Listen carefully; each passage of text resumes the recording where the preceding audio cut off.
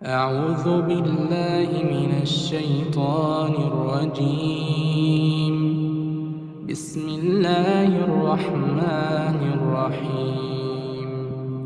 وما منع الناس أن يؤمنوا إذ جاءهم الهدى إلا أن قالوا أبعث الله بشرا رسولا. قل لو كان في الأرض ملائكة يمشون مطمئنين لنزلنا عليهم من السماء ملكا رسولا. അസ്സലാമു അലൈക്കും വറഹ്മത്തുള്ളാഹി വബറകാതുഹു. ഖുർആൻ പദം 912 ദിവസത്തിലേക്ക് എല്ലാവരെയും ഹാർദമായി സ്വാഗതം ചെയ്യുന്നു. സൂറത്ത് ഇസ്രായിലെ 94-95 ആയത്തുകളാണ് ഇന്ന് പഠന വിധേയമാക്കുന്നത്. ക്ലാസ് ആരംഭിക്കുന്നതിനായി ആദരണീയനായ ഡോക്ടർ AI വിലായത്തുള്ള സാഹിബിനെ ക്ഷണിക്കുന്നു. അസ്സലാമു അലൈക്കും വറഹ്മത്തുള്ളാഹി വബറകാതുഹു. അഊദു ബില്ലാഹി മിനശ് ശൈത്വാനിർ റജീം. ബിസ്മില്ലാഹിർ റഹ്മാനിർ റഹീം. വമാ മനഅൻ നാസ അൻ യുഅ്മിനൂ ഇദ് ജാഅഹുമുൽ ഹുദാ ഇല്ലാ അൻ ഖാലൂ അബഅസല്ലാഹു ബശറൻ റസൂലാ. قل لو كان في الأرض ملائكة يمشون مطمئنين لنزلنا عليهم من السماء ملكا رسولا. صدق الله العلي العظيم. സൂറത്തുൽ ഇസ്രായിലെ 94-95 ആയത്തുകളാണ് ഞാൻ നിങ്ങളെ കേൾപ്പിച്ചിട്ടുള്ളത്. അള്ളാഹുവിന്റെ പ്രവാചകൻ മക്കയിലെ ആളുകളോട്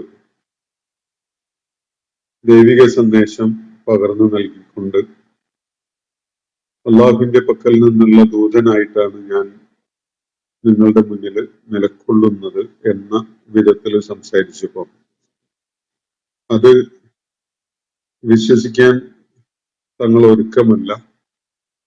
അത് വിശ്വസിക്കണമെങ്കിൽ ചില അസാധാരണമായ അമാനുഷികമായ ദൃഷ്ടാന്തങ്ങൾ കാണിക്കണം, എന്നാലേ ഞങ്ങൾ വിശ്വസിക്കുകയുള്ളൂ എന്നാണ് മക്കയിലെ ആളുകൾ പറഞ്ഞുകൊണ്ടിരുന്നത്. മുഹമ്മദ് നബി സല്ലല്ലാഹു അലൈഹി വസല്ലമയില് അവര് വിശ്വസിക്കുന്നതിന് ചില നിബന്ധനകളായിട്ട് അവര് മുന്നോട്ട് വെച്ചിട്ടുള്ളത്, മുഹമ്മദ് നബി സല്ലല്ലാഹു അലൈഹി വസല്ലം വ്യത്യസ്തമായ ചില കാര്യങ്ങൾ അവര് നോക്കി നിൽക്കെ ചെയ്ത് കാണിക്കണം എന്നതാണ്. ഒന്ന്, അദ്ദേഹം ഭൂമി പിളർത്തി അതിൽ നിന്ന് ഒരു ഉറവ പുറപ്പെടുവിച്ച് കാണിക്കണം. ഏതെങ്കിലും ഒരു ഭാഗത്തേക്ക് വിരൽ ചൂണ്ടിക്കൊണ്ടോ മറ്റോ അവിടുന്ന് ഒരു ഉറവയുണ്ടായി വരുന്നത് കാണിക്കണം എന്നാണ് അവർ ആവശ്യപ്പെട്ട ഒരു സംഗതി. മറ്റൊന്ന്, അവർ നോക്കി നിൽക്കെ അവരുടെ മുന്നിൽ ഒരു സമൃദ്ധമായ തോട്ടം, ഈത്തപ്പനയും മുന്തിരിവള്ളികളും ഒക്കെ നിറഞ്ഞുള്ള ഒരു തോട്ടം ഉണ്ടായി വരണം. അവയ്ക്കിടയിലൂടെ അരുവികള് സമൃദ്ധമായി ഒഴുകുന്ന ഒരു കാഴ്ചയും അവരുടെ മുന്നിൽ പ്രത്യക്ഷത്തില് വരണം എന്നതാണ്. മറ്റൊന്ന്, നബി സല്ലല്ലാഹു അലൈഹി വസല്ലം അവരോട് പറഞ്ഞിരുന്ന അള്ളാഹുവിന്റെ നടപടിയെ കുറിച്ചുള്ള താക്കീത്, ആകാശം അവരുടെ മേൽ ഉതിർന്നു വീഴുന്ന സംബന്ധമായ ഒരു കാര്യം. ആകാശം അവരുടെ തലയ്ക്ക് മീതെ കഷ്ണം കഷ്ണമായി പതിക്കണം, അത് ഞങ്ങൾ നേരിട്ട് കാണുക തന്നെ വേണം, എന്നാലേ ഞങ്ങൾ വിശ്വസിക്കുകയുള്ളൂ എന്നാണ് അവർ പറഞ്ഞൊരു കാര്യം. അതുമല്ലെങ്കിൽ അള്ളാഹുവും അവന്റെ മലക്കുകളും മുഹമ്മദ് നബി സല്ലല്ലാഹു അലൈഹി വസല്ലം അവരെ അവരുടെ കൺമുന്നിൽ പ്രത്യക്ഷപ്പെടുത്തണം. അള്ളാഹുവിനെയും മലക്കുകളെയും ഇവരുടെ മുന്നിൽ പ്രത്യക്ഷത്തിൽ തന്നെ കാണാൻ പറ്റുന്ന വിധത്തിൽ ഹാജരാക്കണം. അതുമല്ലെങ്കിൽ കനകം കൊണ്ടുള്ള, സ്വർണം കൊണ്ട് അലങ്കൃതമായ ഒരു വീട് മുഹമ്മദ് നബി സല്ലല്ലാഹു അലൈഹി വസല്ലമക്ക് ഉള്ളതായിട്ട് ഉണ്ടായതായി അവരെ മുന്നിൽ കാണിക്കണം. ഇനി അതുമല്ലെങ്കിൽ നബി സല്ലല്ലാഹു അലൈഹി വസല്ലം ആകാശത്തിലേക്ക് കയറി പോകുന്നത് അവർക്ക് കാണാൻ പറ്റണം. ഇനി അങ്ങനെ കയറിപ്പോകുന്നത് കാണാൻ പറ്റിയപ്പോലും അവര് വിശ്വസിക്കാൻ ഒരുക്കമല്ല. കയറിപ്പോയിട്ട് നബി സല്ലല്ലാഹു അലൈഹി വസല്ലം അള്ളാഹുവിന്റെ ഒരു കിതാബുമായിട്ട്, ഒരു എഴുത്തുമായിട്ട് ഇറങ്ങി വരണം. ആ എഴുത്ത് അവർക്ക് വായിക്കാൻ പറ്റുന്ന വിധത്തില് കടലാസും മഷിയും ഒക്കെ ഉപയോഗിച്ച, അല്ലെങ്കിൽ സമാനമായ വിധത്തിലുള്ള ഒരു ലിഖിതവുമായിട്ട് നബി സല്ലല്ലാഹു അലൈഹി വസല്ലം അള്ളാഹുവിന്റെ ദൂതനാണെന്ന് സർട്ടിഫൈ ചെയ്യുന്ന ഒരു ലിഖിതവുമായിട്ടൊക്കെ വരണം എന്നതാണ് അവർ ആവശ്യപ്പെടുന്നത്. അപ്പൊ ഇതിനോട് പ്രതികരണമായിട്ട് നബി സല്ലല്ലാഹു അലൈഹി വസല്ലം പറയാൻ വേണ്ടി അള്ളാഹു നിർദ്ദേശിച്ചത് സുബ്ഹാന റബ്ബി, സുബ്ഹാന റബ്ബി, എന്റെ റബ്ബ് എല്ലാം തികഞ്ഞവനാണ്, അന്യൂനനാണ്, ഒരു പോരായ്മയുമുള്ളവനല്ല, അവൻ പരിശുദ്ധനാണ്. ഒരു പോരായ്മയും ഒരു ബ്ലെമിഷും നിങ്ങൾക്ക് അള്ളാഹുവിന്റെ പേരിൽ ആരോപിക്കാൻ സാധ്യമല്ല. എല്ലാ നിലക്കും പെർഫെക്റ്റ് ആയവനാണ് എന്റെ റബ്ബ്. നിങ്ങൾ എന്താവശ്യപ്പെട്ടാലും അത് ചെയ്യുന്നതിന് അവനെ സംബന്ധിച്ചിടത്തോളം യാതൊരു തടസ്സവുമില്ല, അള്ളാഹുവിനെ സാധിക്കും. എന്നാൽ ഞാന് കേവലം ഒരു ദൂതനായ മനുഷ്യൻ മാത്രമല്ലേ, അതിൽ കൂടുതൽ വല്ലതുമാണോ എന്നാണ് അവരോട് നബി സല്ലല്ലാഹു അലൈഹി വസല്ലം ചോദിക്കാൻ വേണ്ടി അള്ളാഹുവോട് ആവശ്യപ്പെട്ടിട്ടുള്ളത്. അപ്പൊ ഇവിടെ വ്യക്തമായും ചൂണ്ടിക്കാണിക്കപ്പെട്ടിരിക്കുന്ന ഒരു കാര്യം, നിങ്ങൾ ആവശ്യപ്പെട്ട അമാനുഷ ദൃഷ്ടാന്തങ്ങൾ അത് കാണിക്കാൻ സ്വന്തം നിലക്ക് ഞാൻ പ്രാപ്തിയുള്ളവനല്ല. അള്ളാഹു ഉദ്ദേശിക്കുന്നുവെങ്കിൽ അവൻ ചില കാര്യങ്ങളൊക്കെ നടപ്പിലാക്കി എന്ന് വരും എന്നതല്ലാതെ ഞാൻ കേവലം ഒരു ദൂതൻ മാത്രമായ മനുഷ്യനാണ്. ഞാനൊരു ബഷറാണ്, മനുഷ്യരിൽപ്പെട്ട ഒരാളാണ്. അതുപോലെ ഞാൻ അള്ളാഹുവിന്റെ ദൗത്യം നിർവഹിക്കുന്ന ഒരു ദൂതൻ മാത്രമാണ്. നിങ്ങൾ ഈ ആവശ്യപ്പെടുന്ന കാര്യങ്ങളൊന്നും സ്വന്തം നിലക്ക് ചെയ്യാൻ കഴിയുന്നവനല്ല ഞാൻ. പക്ഷെ എന്റെ റബ്ബ് സുബ്ഹാനാണ്, എല്ലാം തികഞ്ഞവനാണ്, അന്യൂനനാണ്, അവൻ അങ്ങേയറ്റത്തെ പരിശുദ്ധിയുള്ളവനുമാണ്. ഒരു പോരായികയുടെയും തികവില്ലായികയുടെയും കാര്യം അവന്റെ കാര്യത്തിൽ നിങ്ങൾക്ക് ചൂണ്ടിക്കാണിക്കാൻ സാധ്യമല്ല. ഇതാണ് നമ്മൾ ഇന്നലെ വായിച്ച ഭാഗത്ത് അടങ്ങിയിരുന്ന ആശയങ്ങൾ.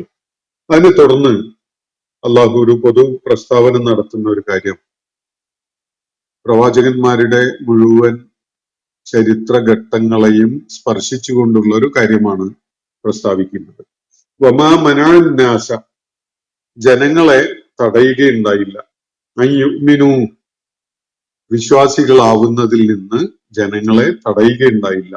ഇത് ജാഅഹുമുൽ ഹുദ, ഇത് ജാഅഹുമുൽ ഹുദ, അവരിലേക്ക് മാർഗദർശനം എത്തിയ ഘട്ടങ്ങളിൽ, ദൈവിക മാർഗദർശനം പ്രവാചകന്മാർ മുഖേന ജനങ്ങളുടെ അടുക്കലേക്ക് എത്തിയ ഘട്ടങ്ങളിൽ അവരെ വിശ്വാസ മാർഗത്തിലേക്ക് കടന്നു വരുന്നതിൽ നിന്ന് തടയുകയുണ്ടായില്ല. ഇല്ല അൻ ഖാലു, അവരിങ്ങനെ പറഞ്ഞു എന്നതല്ലാതെ.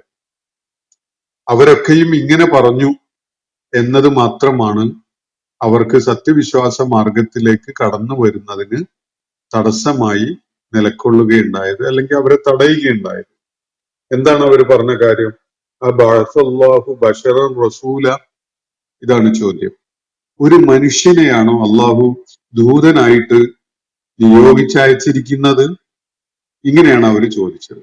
അവരെ സംബന്ധിച്ചിടത്തോളം തീർത്തും അസ്വീകാര്യമായ ഒരു കാര്യമാണ് ഒരു മനുഷ്യനെ മനുഷ്യരുടെ കൂട്ടത്തിലേക്ക് അള്ളാഹു ദൂതനായിട്ട് നിയോഗിക്കും എന്നത്. അപ്പോ പ്രവാചകന്മാരുടെ ചരിത്രം, അത് തുടക്കം മുതൽ ഇന്നോളം അവരുടെ ചരിത്രഘട്ടങ്ങളിൽ അവര് ദൈവിക ദൗത്യവും ആയിട്ട് കടന്നു വന്നപ്പോൾ സത്യമാർഗം കാണിച്ചു കൊടുക്കുന്നതിന് വേണ്ടി അവർക്ക് സന്മാർഗവുമായിട്ട് വന്ന ഘട്ടങ്ങളിലൊക്കെ അവര് നിഷേധികളായി മാറിയതിന്റെ കാരണം അവര് സത്യവിശ്വാസ മാർഗത്തിലേക്ക് വരാതിരിക്കുന്നതിന് അവർക്ക് കാരണമായി വന്നത്, അല്ലെങ്കിൽ വരുന്നതിന് അവർക്ക് തടസ്സമായിട്ടുണ്ടായിരുന്നത്? ഈ ഒരു ചോദ്യം അവര് ശാഠ്യത്തോടു കൂടി ചോദിച്ചുകൊണ്ടിരിക്കുന്നവരായി എന്നതാണ്. ആ ചോദ്യം ഇതാണ്: അബഅസല്ലാഹു ബശറൻ റസൂല, ഒരു മനുഷ്യനെയാണോ അള്ളാഹു ദൂതനായിട്ട് അയച്ചിരിക്കുന്നത്? ഇത് വിശ്വാസമില്ലാത്ത വിധത്തിലുള്ള ഒരു ചോദ്യമാണ്. മനുഷ്യരുടെ ഇടയിലേക്ക് ദൈവിക ദൗത്യം നിർവഹിക്കുന്നതിനായിട്ട് ഒരു മനുഷ്യൻ നിയോഗിക്കപ്പെടും എന്ന ഒരു സാധ്യതയെ തീർത്തും തള്ളിക്കളയുന്ന ഒരു മനോഘടനയിലാണ് ഈ ആളുകൾ ഉണ്ടായിരുന്നത്. അപ്പൊ ഒരു മനുഷ്യനെ, ഒരു സാധാരണ മനുഷ്യനെയാണോ അള്ളാഹു ദൂതനായിട്ട് റസൂലായിട്ട് അയക്കുക എന്നാണ് അവര് ചോദിച്ചുകൊണ്ടിരുന്നത്. ഇങ്ങനെ അവിശ്വാസത്തോടു കൂടി ചോദിച്ചുകൊണ്ടിരുന്നത് കാരണമായിട്ടാണ് അവർ പ്രവാചകന്മാരെ തള്ളിക്കളയുന്നവരായി മാറിയത്, പ്രവാചകന്മാരെ വിശ്വസിക്കാൻ കൂട്ടാക്കാതിരുന്നവരായി മാറിയത്. ഇതാണ് കാരണം. എന്നിട്ട് അള്ളാഹു തുടർന്ന് നബി സല്ലല്ലാഹു അലൈഹി വസല്ലമക്ക് ഒരു നിർദ്ദേശം നൽകുകയാണ്. ഖുൽ, പറയുക പ്രവാചകരെ, ലൗ കാന ഫിൽ അർദി മലായികത്തുൻ, ഭൂമുഖത്ത് അധിവസിച്ചിരുന്നത് മലക്കുകളായിരുന്നെങ്കിൽ, യംശൂന മുത്മഇന്നീന, വളരെ ശാന്തരായിട്ട് അങ്ങനെ നീങ്ങുന്ന, വളരെ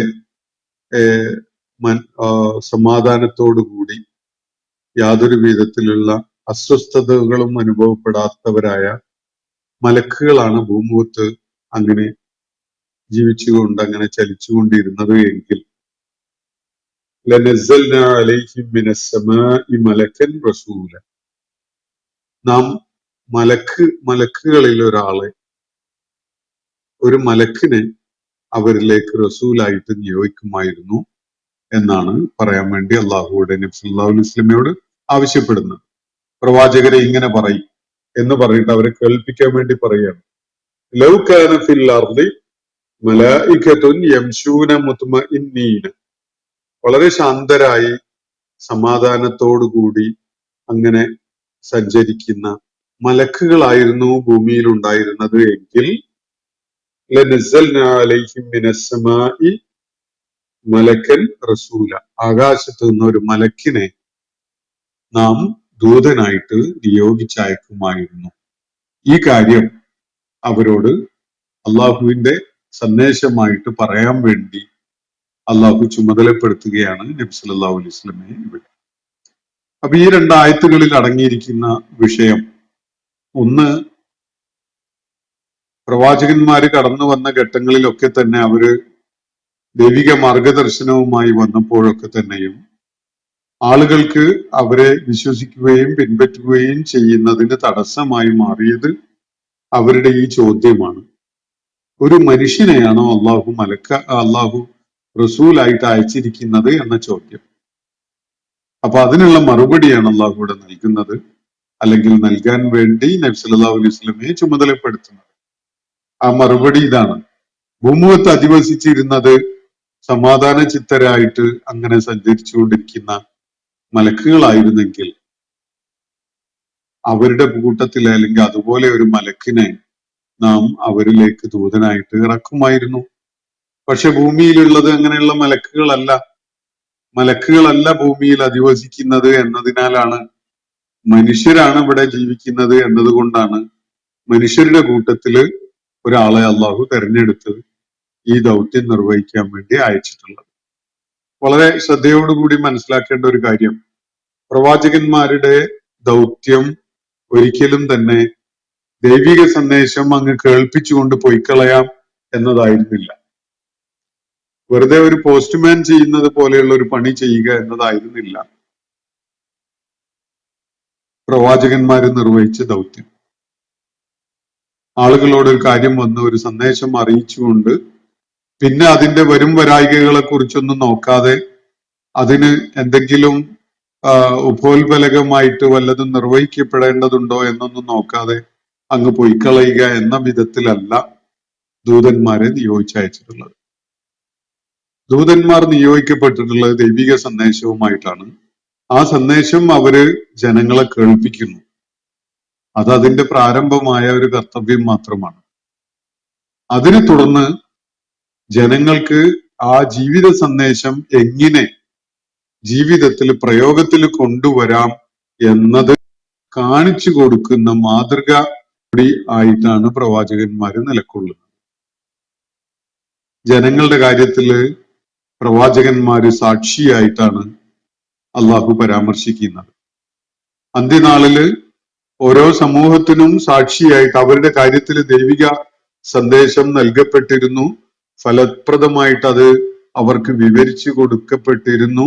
അതിന് മാതൃകയായിട്ട് പ്രവാചകൻ അതുപോലെ പ്രവാചകനെ പിൻപറ്റിയ ആളുകൾ ഒക്കെ തന്നെ ജീവിച്ച് കാണിച്ചു കൊടുക്കുകയും ചെയ്തിട്ടുണ്ട് എന്ന വിധത്തിലാണ് അന്ത്യനാളില് അവരൊക്കെയും തന്നെ സാക്ഷികളായിട്ട് ഹാജരാക്കപ്പെടുക.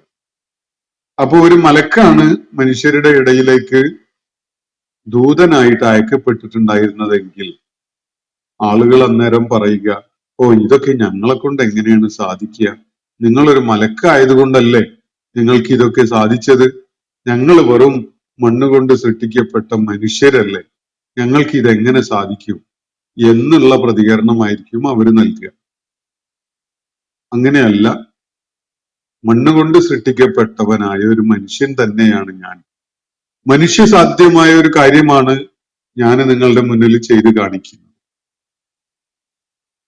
ഏത് മനുഷ്യനും വേണമെങ്കിൽ ചെയ്യാൻ കഴിയുന്ന അവന്റെ കഴിവിലും പരിധിയിലും പെട്ട അവന്റെ സാധ്യതകളിൽപ്പെട്ട ഒരു തന്നെയാണ് ഒരു മനുഷ്യൻ എന്നുള്ള നിലക്ക് ഞാൻ നിങ്ങളുടെ മുന്നിൽ നിർവഹിച്ചുകൊണ്ടിരിക്കുന്നത്. ഇത് കാണിച്ചു തരിക എന്ന ഒരു ദൈവിക ഉത്തരവാദിത്വം എന്നിലുണ്ട് എന്ന് മാത്രമേ ഉള്ളൂ. അപ്പോ മനുഷ്യരുടെ ഇടയിലേക്ക് സന്ദേശവാഹകരായിട്ട് മനുഷ്യരെ തന്നെ നിയോഗിച്ചതിന്റെ മുഖ്യമായ ഒരു കാരണം ഇതാണ്. അത് മനുഷ്യനെ സംബന്ധിച്ചിടത്തോളം പ്രാപ്യമാണ്, പ്രായോഗികമാണ്, സാധ്യതയുള്ളതാണ് എന്നത് ബോധ്യപ്പെടുത്തുക കൂടി ചെയ്യാൻ വേണ്ടിയാണ്. മലക്കോ ജിന്നോ ആണ് ഈ കർത്തവ്യം നിർവഹിച്ചിട്ടുണ്ടായിരുന്നതെങ്കിൽ മനുഷ്യര് പറയുക, അവര് മലക്കും ജിന്നും ഒക്കെ അല്ലേ, അതുകൊണ്ടല്ലേ അവർക്ക് അത്രയൊക്കെ പറ്റിയിട്ടുള്ളത്, ഞങ്ങള് വെറും സാധാരണ മനുഷ്യരല്ലേ, ഞങ്ങൾക്ക് അത് അത്രത്തോളം ഒന്നും പറ്റുകയില്ല എന്നൊക്കെ ആയിരിക്കും അവര് പറയേണ്ടത്. അപ്പം ഭൂമിയിൽ ജീവിക്കുന്നത് സമാധാന ചിത്തരായിട്ട് അങ്ങനെ സഞ്ചരിക്കുന്ന മലക്കുകളായിരുന്നെങ്കിൽ ഒരു മലക്കിനെ ആയിരിക്കും അള്ളാഹു അവർക്കിടയിലേക്ക് ദൂതനായിട്ട് അയക്കുമായിരുന്നത്. പക്ഷെ ഭൂമിയിൽ അങ്ങനെ അല്ലല്ലോ. ഭൂമിയിൽ മനുഷ്യരാണ്. മനുഷ്യന്റെ പ്രകൃതം നേരത്തെ മലക്കുകളെ കുറിച്ച് പറഞ്ഞ പോലെ മുത്മഇന്നീൻ എന്നതല്ല. എല്ലാ നേരവും സ്ഥിരചിത്തതയോടുകൂടിയുള്ള സമാധാനത്തോടു കൂടി നിലകൊള്ളാൻ കഴിയുന്ന കൂട്ടരല്ല മനുഷ്യര് എന്നത്. മനുഷ്യരുടെ പ്രകൃതം അവര് കുഴപ്പങ്ങൾ ഉണ്ടാക്കാൻ കഴിയുന്നവരാണ്, ഫസാദ് ഉണ്ടാക്കാൻ കഴിയുന്നവരാണ്, രക്തം ചിന്താൻ കഴിയുന്നവരാണ്. അതിനൊക്കെ സാധ്യതയുള്ള മനുഷ്യന്റെ വ്യത്യസ്തമായ യുണീക്കായ അതുപോലെ സ്വന്തം വിവേചനാധികാരത്തോടു കൂടി കാര്യങ്ങളിൽ ഇടപെട്ട് പ്രവർത്തിക്കാൻ കഴിയുന്ന, സ്വതന്ത്രമായി ചിന്തിക്കാൻ കഴിയുന്ന പ്രകൃതമാണ് മനുഷ്യനുള്ളത്. അതുകൊണ്ട് ഒരു പ്രോഗ്രാം ചെയ്തു വിട്ട ഒരു സ്പീഷീസിനെ പോലെയല്ല മനുഷ്യരുണ്ടാവുക. പ്രോഗ്രാമിങ്ങും കൂടി ഈ മനുഷ്യന്റെ സാധ്യതയിൽ പെട്ടതാണ്. താൻ എന്താവണം, എങ്ങനെയാവണം, ഏത് വിധത്തിൽ എന്ത് നിലപാടുകളോടുകൂടി ജീവിക്കണം എന്നത് തീരുമാനിക്കുന്നതും മനുഷ്യൻ തന്നെയാണ്. ആ വിധത്തിലാണ് മനുഷ്യന് അള്ളാഹു ഒരു പ്രകൃതം നൽകിയിട്ടുള്ളത്. മലക്കുകൾക്ക് അങ്ങനെ അള്ളാഹുവിനെ ധിക്കരിക്കുന്ന വിധത്തിലോ നിയമലംഘനം നടത്തുന്ന വിധത്തിലോ ആലോചിക്കാൻ പോലും പറ്റില്ല. മലക്കുകള് ഫുള്ളി പ്രോഗ്രാംഡ് ആയിട്ടുള്ള ഒരു സ്പീഷീസാണ്.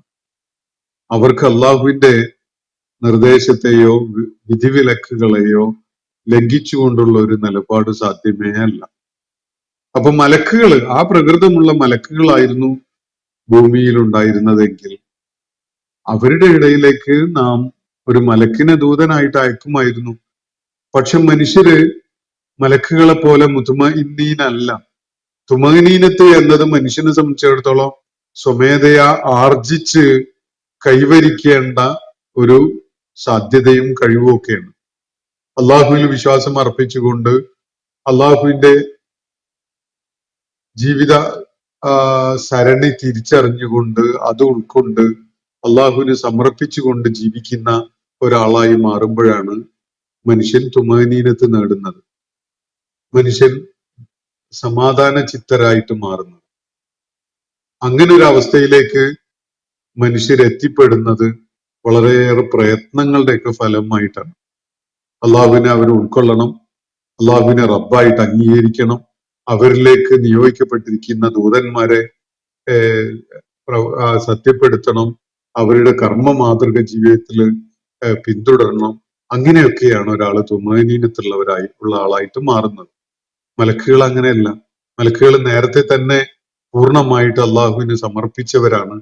അവര് 100% മനസ്സമാധാനത്തോടു കൂടി നിലകൊള്ളുന്നവരാണ്. അവരെ സംബന്ധിച്ചിടത്തോളം അസ്വസ്ഥപ്പെടുക എന്ന ഒരു സംഗതി ഇല്ല.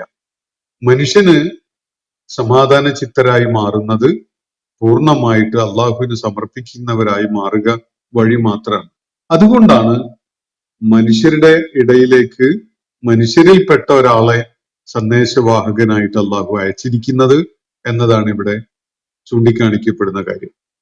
പക്ഷെ എല്ലാ സമൂഹങ്ങളിലേക്കും പ്രവാചകന്മാർ വന്നപ്പോഴൊക്കെ അവര് ഒരു മനുഷ്യനെ ദൂതനായിട്ട് അയച്ചു, റസൂലായിട്ട് അയച്ചു എന്നത് വലിയ ആശ്ചര്യത്തോടു കൂടി അവിശ്വാസത്തോടു കൂടിയാണ് നോക്കിക്കാണുകയുണ്ടായത്. എന്നാൽ ഇതേ മനുഷ്യർക്ക് ആ ദൂതന്റെ കാലശേഷം അദ്ദേഹം വലിയ ദിവ്യത്വമുള്ളവനായിരുന്നു, പ്രവാചകനായിരുന്നു, ദൈവപുത്രനായിരുന്നു, ദൈവ സമാനനായിരുന്നു, ദൈവത്തിന്റെ അവതാരമായിരുന്നു എന്നൊക്കെ പറഞ്ഞുകൊണ്ട് ആ മരിച്ചുപോയ ദൂതനെ പുകഴ്ത്തുന്നതിലും അല്ലെങ്കിൽ തെറ്റായ വിധത്തില് അദ്ദേഹത്തെ പൂജിക്കാൻ തുടങ്ങുന്നതിലും ഒക്കെ യാതൊരു മടിയും ഉണ്ടായിരുന്നില്ല. അതും നമ്മൾ കാണുന്നുണ്ട്. പ്രവാചകന്മാരെ നിഷേധിച്ചിരുന്നവർ തന്നെയാണ് അവരെ പിന്നെ ദിവ്യത്വമുള്ളവരായിട്ട് കാണുന്നതും ദൈവപുത്രനായിട്ട് കാണുന്നതും ദൈവത്തിന്റെ അവതാരമായിട്ട് പരിചയപ്പെടുത്തുന്നതും ഒക്കെ.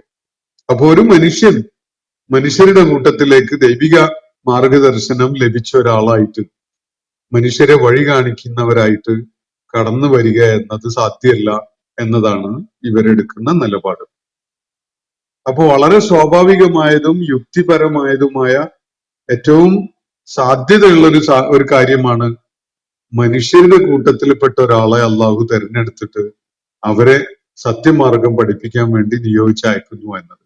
അത് വിശ്വസിക്കാൻ യുക്തിയുടെ ആളുകളും യുക്തിരാഹിത്യത്തിന്റെ ആളുകളും ഒന്നും കൂട്ടാക്കുന്നില്ല.